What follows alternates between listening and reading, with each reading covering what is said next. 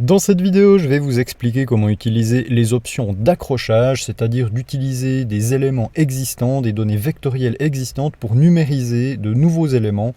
Donc, par exemple, pour pouvoir s'appuyer sur des routes, des polygones, etc. qui sont déjà existants pour avoir une numérisation qu'on dit propre. Un exemple ici tout bête, j'ai pris des points, des lignes et des polygones. Si je désactive l'accrochage qui est ici matérialisé par ce petit aimant rouge, et bien si je me dis, ah ben voilà, j'ai une route qui longe cette partie ici, et bien sans l'accrochage, je peux effectivement numériser ma route, mais vous voyez que je ne suis pas d'une précision fabuleuse, et surtout qu'on a tendance à oublier parfois que eh bien, l'échelle joue un rôle assez prépondérant. Ici, on a l'impression que ça suit à peu près bien, mais si on zoome, on voit clairement que je suis totalement à côté de la plaque. Donc, je vais annuler mes modifications.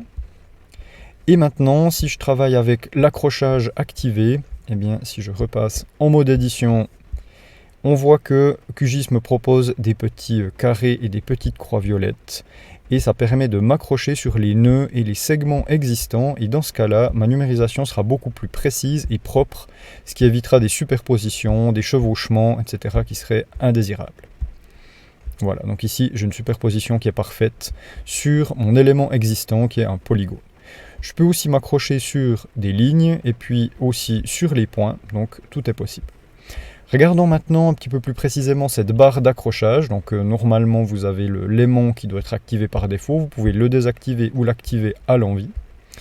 La deuxième option permet de choisir quel est le mode d'accrochage, plutôt quelles sont les couches sur lesquelles l'accrochage va avoir lieu. Par défaut, c'est toutes les couches qui est sélectionnée. Donc dans ce cas-là, ce sont toutes les couches vecteurs qui vont faire foi, qui vont servir d'accrochage.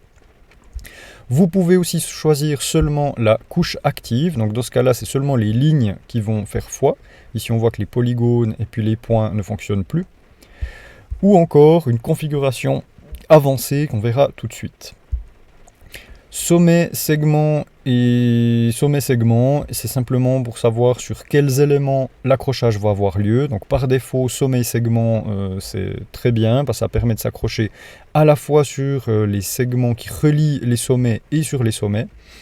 Si vous choisissez sommet uniquement, eh bien vous voyez que les croix violettes ne s'affichent plus, ce sont seulement les carrés violets qui s'affichent. Donc à vous de décider ce qui est le plus utile pour vous.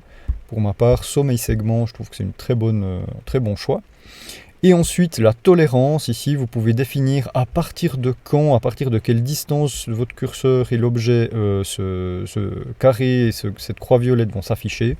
10 pixels, c'est une valeur qui est tout à fait correcte, 10 à 12 pixels. Donc si vous pouvez vous référer là-dessus, ça serait parfait. Donc voilà ces trois options, donc le type d'accrochage, sommet, segment, et puis les couches et la valeur d'accrochage. On va encore regarder la configuration avancée, donc on voit que ça fait disparaître des choses, mais on les retrouve ici dans l'œil. Et cette configuration avancée, que je vous recommande aussi, permet de choisir quelle couche précisément vous allez utiliser pour votre accrochage. Donc si par exemple j'aimerais seulement les polygones, eh bien je suis obligé de passer par cette configuration avancée pour dire voilà, j'aimerais seulement que ça s'accroche sur les polygones. Et vous pouvez aussi choisir le type d'accrochage, donc sommet et ou segment, et la tolérance directement dans ce panneau. La dernière option ici qui permet d'éviter les superpositions, les chevauchements, c'est valable uniquement lorsque vous travaillez avec des polygones. Donc ça permet d'éviter d'avoir des polygones qui se superposent. On verra un exemple par la suite. Donc on a ici cette configuration qui est faite. Il y a encore une autre configuration qui est possible avec l'activation de l'édition topologique qu'on verra surtout avec les polygones et l'accrochage sur les intersections. Donc c'est dans le cas, si je prends ici par exemple ma ligne, vous voyez qu'on a un nœud qui est ici, un nœud qui est ici. Si je rajoute une autre ligne ici par-dessus, au niveau de l'intersection, eh bien, nous n'avons pas de nœud qui est existant. Donc si j'active aussi sur les lignes, On voit ici que QGIS affiche seulement la croix violette et non pas le carré comme s'il y avait un nœud à l'intersection, parce qu'il n'y a pas de nœud à l'intersection, tandis qu'ici voilà, on a un nœud clairement.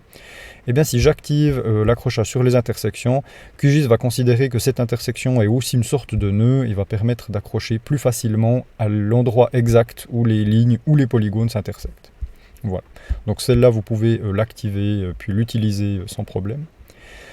L'édition topologique, eh bien, nous allons passer sur un polygone. Donc je vais sauvegarder mes modifications sur mes lignes. Si maintenant je décide d'éditer des polygones avec l'accrochage, donc si vous utilisez l'outil de nœud, l'accrochage fonctionne aussi tout comme pour la numérisation. Sans édition topologique, si par exemple ici je me dis cette petite pointe là elle est plus prononcée dans la réalité, si je sélectionne mon nœud, et puis elle est moins prononcée dans la réalité, pardon, peut-être dans l'autre sens, je vais mettre ça ici, et bien je vais créer un trou parce qu'il faut que j'aille sélectionner le nœud de l'autre polygone et lui aussi le tirer sur celui que j'ai déplacé précédemment. Donc c'est pas forcément pratique, surtout quand vous devez déplacer beaucoup de nœuds, vous devez chaque fois faire le travail à double. Si vous utilisez l'édition topologique, et bien si je reprends le même nœud que je déplace et puis que je remets à sa place initiale, et bien vous voyez que les deux polygones ont été modifiés en même temps. Vous n'avez pas besoin de faire le travail à double. Cette édition topologique est très pratique, mais attention, elle ne fonctionne que si vous avez une numérisation qui est propre. Si vos nœuds ne se superposent pas parfaitement, eh bien QGIS considérera qu'ils ne sont pas à la même place, donc ils ne vont pas les déplacer les deux en même temps. Donc cela vous oblige à travailler avec l'accrochage activé pour numériser vos éléments. Et c'est seulement à cette condition que vous pourrez utiliser cette édition topologique. Donc si vos nœuds ne se superposent pas, ça ne va pas fonctionner. Donc si d'un coup vous remarquez que mais pourquoi est-ce que ça ne joue pas, et bien si vous zoomez fortement sur votre nœud, vous verrez qu'ils ne sont pas tout à fait superposés. Voilà. La dernière option permet d'utiliser un tracé automatique, on verra ça dans une autre vidéo. Donc cet accrochage, c'est vraiment quelque chose qui est très très important d'utiliser lorsque vous travaillez. Donc vous pouvez travailler avec tous les autres outils, si vous voulez par exemple faire du remodelage d'entités, déplacer des entités, etc. Donc c'est vraiment à utiliser le plus possible, pour éviter les superpositions, pour éviter les petits espaces indésirables entre les polygones, pour éviter que les lignes qui sont à la limite entre deux polygones zigzaguent et puis ne soient pas bien alignées.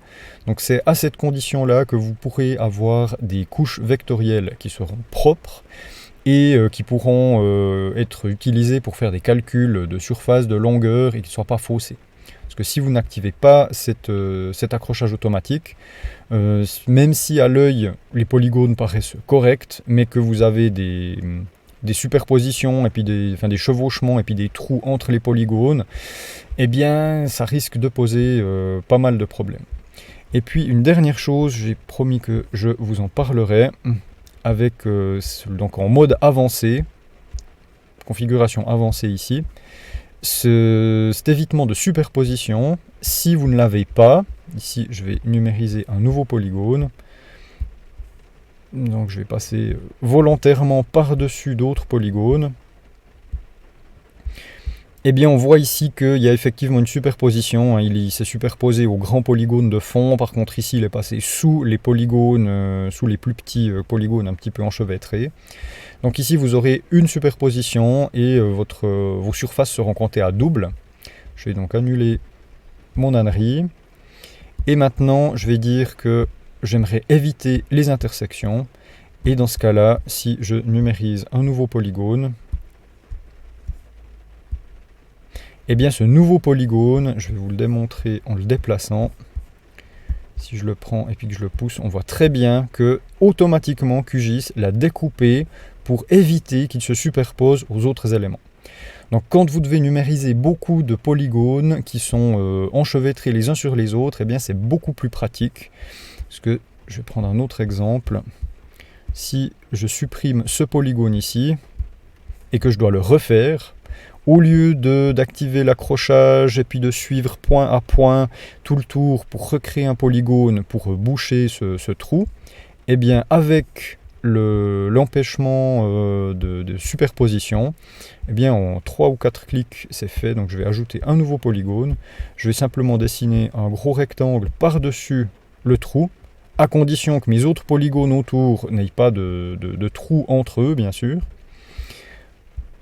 Et voilà, donc automatiquement QGIS va remplir seulement les espaces vides et ne va pas rajouter un gros polygone par-dessus.